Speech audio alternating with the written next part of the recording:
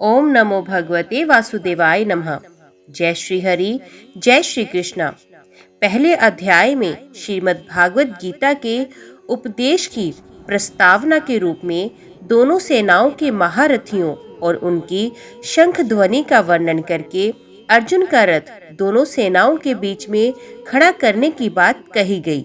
उसके बाद दोनों सेनाओं में स्थित स्वजन समुदाय को देखकर शोक और मोह के कारण युद्ध से अर्जुन के निर्वृत्त हो जाने की और शस्त्र अस्त्रों को छोड़कर विषाद करते हुए बैठ जाने की बात कहकर उस अध्याय की समाप्ति की गई।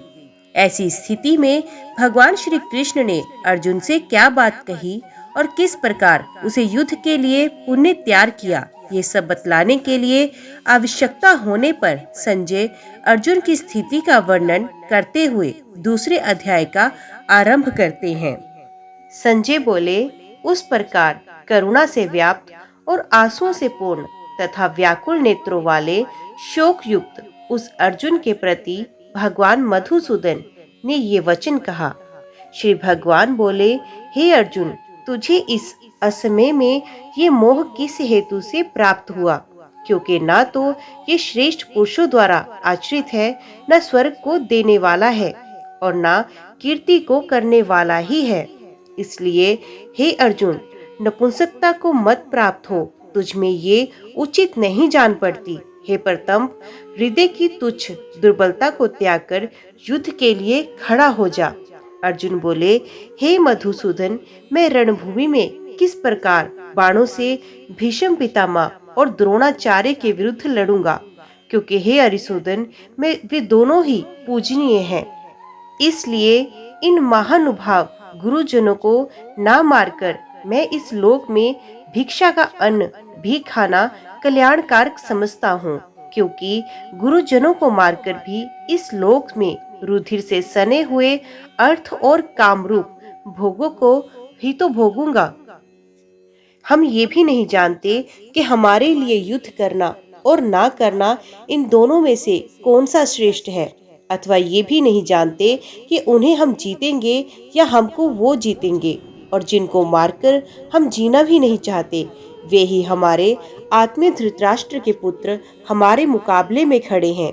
इसलिए कायरता रूप दोष से उपहत हुए स्वभाव वाला तथा धर्म के विषय में मोहित चित हुआ मैं आपसे पूछता हूँ कि जो साधन निश्चित कल्याणकारक हो वे मेरे लिए कहिए। क्योंकि मैं आपका शिष्य हूँ, इसलिए आपकी शरण हुए मुझको शिक्षा दीजिए। क्योंकि भूमि में निष्कंटक धन धान्य संपन्न राज्य को और देवताओं के स्वामी पने को प्राप्त होकर भी मैं उस उपाय को नहीं देखता हूँ जो मेरी इंद्रियों के सुखाने वाले शोक को दूर कर सके।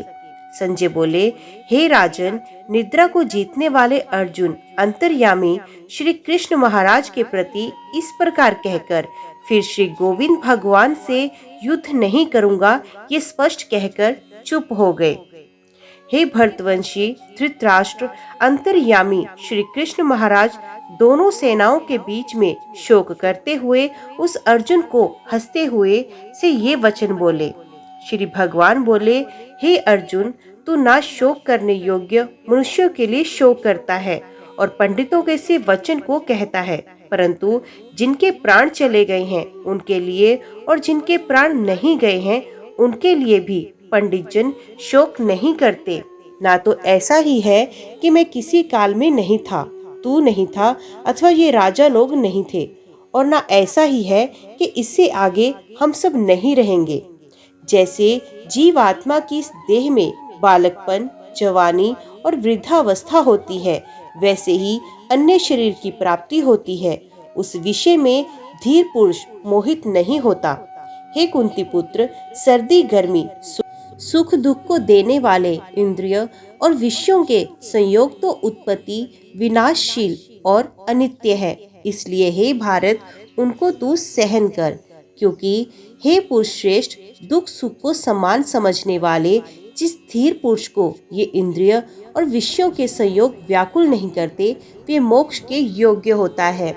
अस्त वस्तु की तो सत्ता नहीं है और सत्य का अभाव नहीं है। इस प्रकार इन दोनों का ही तत्व ज्ञानी पुरुषों द्वारा देखा गया है। नाश रहित तो तू उसको जान जिससे यह संपूर्ण जगत दृश्य वर्ग व्याप्त है। इस अविनाशी का विनाश करने में कोई भी समर्थ नहीं है। इस नाश रहित अप्रमेय नित्य स्वरूप जीवात्मा के ये सब शरीर नाशवान कहे गए हैं। इसलिए हे भरतवंशी अर्जुन, तू युद्ध कर। जो इस आत्मा को मारने वाला समझता है तथा जो इसको मरा मानता है, वे दोनों ही नहीं जानते, क्योंकि ये आत्मा वास्तव में ना तो किसी को मारता है और ना किसी द्वारा मारा जाता है। ये आत्मा किसी काल में भी ना तो जन्मता है, ना ही मरता ही है, तथा ना ही ये उत्पन्न होकर फिर होने वाला ही है, क्योंकि ये अजन्मा, नित्य, सनातन और पुरातन है। शरीर के मारे जाने पर भी ये नहीं मारा जाता। हे पृथा पुत्र अर्जुन, जो पुरुष इस आत्मा को नाश रहित, नित्य, अजन्मा और अव्यय जानता है, वे पुरुष कैसे किसको मरवाता है और कैसे किसको मारता है। जैसे मनुष्य पुराने वस्त्रों को त्याग कर दूसरे नए वस्त्रों को ग्रहण करता है, वैसे ही जीवात्मा पुराने शरीर को त्याग कर दूसरे नए शरीरों को प्राप्त होता है। इस आत्मा को शस्त्र नहीं काट सकते, इसको आग नहीं जला सकती, इसको जल नहीं गिला सकता और वायु नहीं सुखा सकती, क्योंकि ये आत्मा अक्षय है।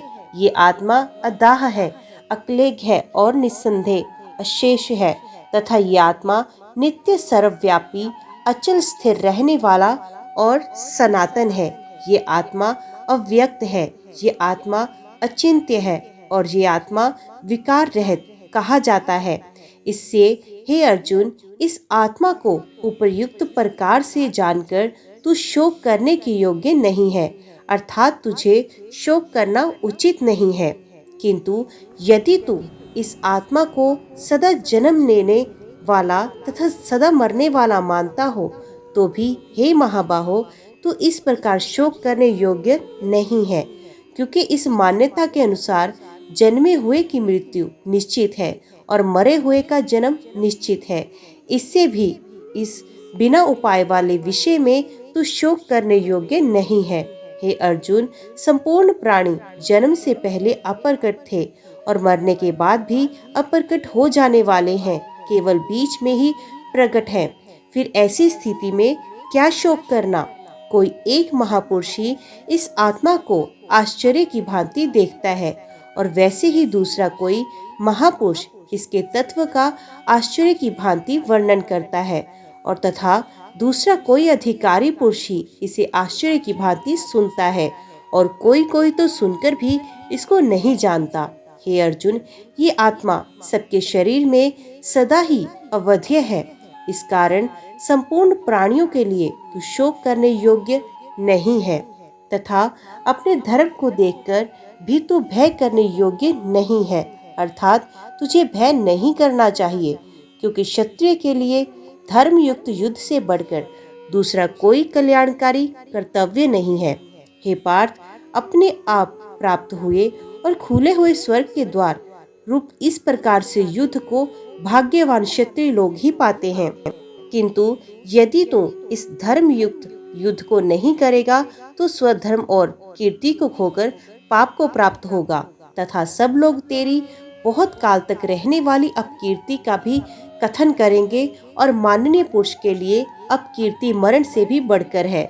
और जिनकी दृष्टि में तू पहले बहुत सम्मानित होकर अब लघुता को प्राप्त होगा, वे महारथी लोग तुझे भय के कारण युद्ध से हटा हुआ मानेंगे। तेरे वैरी लोग तेरे सामर्थ्य की निंदा करते हुए तुझे बहुत से ना कहने योग्य वचन भी कहेंगे। उससे अधिक दुख और क्या होगा। या तो तू युद्ध में मारा जाकर स्वर्ग को प्राप्त होगा, अथवा संग्राम में जीतकर पृथ्वी का राज्य भोगेगा। इस कारण हे अर्जुन, तू युद्ध के लिए निश्चय करके खड़ा हो जा। जय पराजय, लाभ हानि और सुख दुख को समान समझकर उसके बाद युद्ध के लिए तैयार हो जा। इस प्रकार युद्ध करने से तू पाप को नहीं प्राप्त होगा। हे पार्थ, ये बुद्धि तेरे लिए ज्ञान योग के विषय में कही गई, और अब तू इसको कर्म योग के विषय में सुन। जिस बुद्धि से युक्त हुआ तू कर्मों के बंधन को भली भांति त्याग देगा अर्थात सर्वथा नष्ट कर डालेगा। इस कर्म योग में आरंभ का अर्थात बीज का नाश नहीं है और उल्टा फल रूप दोष भी नहीं है, बल्कि इस कर्म योग रूप धर्म का थोड़ा सा भी साधन जन्म मृत्यु रूप महान भय से रक्षा कर लेता है। हे अर्जुन, इस कर्म योग में निश्चयात्मिकता बुद्धि एक ही होती है, किंतु अस्थिर विचार वाले विवेकहीन सकाम मनुष्यों की बुद्धियां निश्चय ही बहुत भेदों वाली और अनंत होती हैं। हे अर्जुन, जो भोगों में तन्मय हो रहे हैं, जो कर्म फल के प्रशंसक वेद वाक्यों में ही प्रीति रखते हैं, जिनकी बुद्धि में स्वर्ग ही परमप्राय वस्तु है और जो स्वर्ग से बढ़कर दूसरी कोई वस्तु ही नहीं है, ऐसा कहने वाले हैं, वे अविवेकी जन इस प्रकार की जिस पुष्पित अर्थात दिखाऊ शोभायुक्त वाणी को कहा करते हैं, जो कि जन्म रूप कर्म फल देने वाली एवं भोग तथा ऐश्वर्य की प्राप्ति के लिए नाना प्रकार की बहुत सी क्रियाओं का वर्णन करने वाली है, उस वाणी द्वारा जिनका चित्त हर लिया गया हो, जो भोग और ऐश्वर्य में अत्यंत आसक्त है, उन पुरुषों की आप परमात्मा में निश्चयात्मिकता बुद्धि नहीं होती। हे अर्जुन, वेद उपयुक्त प्रकार से तीनों गुणों के कार्य रूप समस्त भोगों एवं उनके साधनों का प्रतिपादन करने वाले हैं, इसलिए तो उन भोगों एवं उनके साधनों में आसक्तिहीन हर्ष शोक आदि द्वंद्वों से रहित नित्य वस्तु परमात्मा में स्थित योग क्षेम को ना चाहने वाला और स्वाधीन अंतकरण वाला हो। सब ओर से परिपूर्ण जलाशय के प्राप्त हो जाने पर छोटे जलाशय में मनुष्य का जितना प्रयोजन रहता है, ब्रह्म को तत्व से जानने वाले ब्राह्मण का समस्त वेदों में उतना ही प्रयोजन रहता है। तेरा कर्म करने में ही अधिकार है, उसके फलों में कभी नहीं। इसलिए तू कर्मों के फल हेतु मत हो तथा तेरी कर्म न करने में भी आसक्ति ना हो। हे धनंजय, तू आसक्ति को त्याग कर तथा सिद्धि और असिद्धि में समान बुद्धि वाला होकर योग में स्थित हुआ कर्तव्य कर्मों को कर। समतव ही योग कहलाता है। इस समतव रूप बुद्धि योग से काम कर्म अत्यंत ही निम्न श्रेणी का है। इसलिए हे धनंजय, तू समबुद्धि में ही रक्षा का उपाय ढूंढ, अर्थात बुद्धि योग का ही आश्रय ग्रहण कर, क्योंकि फल के हेतु बनने वाले अत्यंत दीन हैं। समबुद्धि युक्त पुरुष पुण्य और पाप दोनों को इसी लोक में त्याग देता है, अर्थात उनसे मुक्त हो जाता है। इससे तू समतव रूप योग में लग जा। ये समतव रूप योग ही कर्मों में कुशलता है, अर्थात कर्म बंध से छूटने का उपाय है। क्योंकि समबुद्धि से युक्त ज्ञानी जन कर्मों से उत्पन्न होने वाले फल को त्याग कर जन्म रूप बंधन से मुक्त हो निर्विकार परम पद को प्राप्त हो जाते हैं। जिस काल में तेरी बुद्धि मोह रूपी दलदल को भली भांति पार कर जाएगी, उस समय तू सुने हुए और सुनने में आने वाले इस लोक और परलोक संबंधी सभी भोगों से वैराग्य को प्राप्त हो जाएगा। भांति भांति के वचनों को सुनने से विचलित हुई तेरी बुद्धि जब परमात्मा में अचल और स्थिर ठहर जाएगी, तब तू योग को प्राप्त हो जाएगा, अर्थात तेरा परमात्मा से नित्य संयोग हो जाएगा। अर्जुन बोले, हे केशव, समाधि में स्थित परमात्मा को प्राप्त हुए स्थिर बुद्धि पुरुष का क्या लक्षण है? वे स्थिर बुद्धि पुरुष कैसे बोलता है, कैसे बैठता है, कैसे चलता है? श्री कृष्ण भगवान बोले, हे अर्जुन, जिस काल में ये पुरुष मन में स्थित संपूर्ण कामनाओं को भली भांति त्याग देता है और आत्मा से आत्मा में ही संतुष्ट रहता है, उस काल में वे स्थित प्रज्ञ कहा जाता है। दुखों की प्राप्ति होने पर जिसके मन में उद्वेग नहीं होता, सुखों की प्राप्ति में सर्वथा निष्प्रय है, तथा जिसके राग भय और क्रोध नष्ट हो गए हैं, ऐसा मुनि स्थिर बुद्धि कहा जाता है। जो पुरुष सर्वत्र स्नेह रहित हुआ उस शुभ या अशुभ वस्तु को प्राप्त ना होकर प्रसन्न होता है और ना द्वेष करता है, उसकी बुद्धि स्थिर होती है। और कछुआ सब ओर से अपने अंगों को जैसे समेट लेता है, वैसे ही जब ये पुरुष इंद्रियों की विषयों से इंद्रियों को सब प्रकार से हटा लेता है, तब उसकी बुद्धि स्थिर है। इंद्रियों द्वारा विषयों को ग्रहण ना करने वाले पुरुष के भी केवल विषय तो निर्वृत्त हो जाते हैं, परंतु उनमें रहने वाली आसक्ति निर्वृत्त नहीं होती। इस स्थित प्रज्ञ पुरुष की तो आसक्ति भी परमात्मा का साक्षात्कार करके निर्वृत्त हो जाती है। हे अर्जुन, आसक्ति का नाश ना होने के कारण ये परमथन स्वभाव वाली इंद्रियां यत्न करते हेतु बुद्धिमान पुरुष के मन को भी बलात् हर लेती हैं। इसलिए साधक को चाहिए कि वे उन संपूर्ण इंद्रियों को वश में करके समाहित चित्त हुआ मेरे प्राण होकर ध्यान में बैठे, क्योंकि जिस पुरुष की इंद्रियां वश में होती हैं उसी की बुद्धि स्थिर होती है। विषयों का चिंतन करने वाले पुरुष की उन विषयों में आसक्ति हो जाती है। आसक्ति में उन विषयों की कामना उत्पन्न होती है और कामना में विघ्न पड़ने से क्रोध उत्पन्न होता है। क्रोध से अत्यंत मूढ़ भाव उत्पन्न हो जाता है। मूढ़ भाव से स्मृति में भ्रम हो जाता है। स्मृति में भ्रम हो जाने से बुद्धि अर्थात ज्ञान शक्ति का नाश हो जाता है और बुद्धि का नाश हो जाने से ये पुरुष अपनी स्थिति से गिर जाता है। परंतु अपने अधीन किए हुए अंतकरण वाला साधक अपने वश में की हुई राग द्वेष रहित इंद्रियों द्वारा विषयों में विचरण करता हुआ अंतकरण की प्रसन्नता को प्राप्त होता है। अंतकरण की प्रसन्नता होने पर इसके संपूर्ण दुखों का अभाव हो जाता है और उस प्रसन्नचित्त वाले कर्म योगी की बुद्धि शीघ्र ही सब ओर से हटकर एक परमात्मा में ही भली भांति स्थिर हो जाती है। ना जीते हुए मन और इंद्रियों वाले पुरुष में निश्चयात्मकता बुद्धि नहीं होती और उस आयुक्त मनुष्य के अंतकरण में भावना भी नहीं होती तथा भावनाहीन मनुष्य को शांति नहीं मिलती। और शांति रहित मनुष्य को कैसे सुख मिल सकता है? क्योंकि जैसे जल में चलने वाली नाव को वायु हर लेती है, वैसे ही विषयों में विचरती हुई इंद्रियों में से मन जिस इंद्रिय के साथ रहता है वे एक ही इंद्रिय इस अयुक्त पुरुष की बुद्धि को हर लेती है।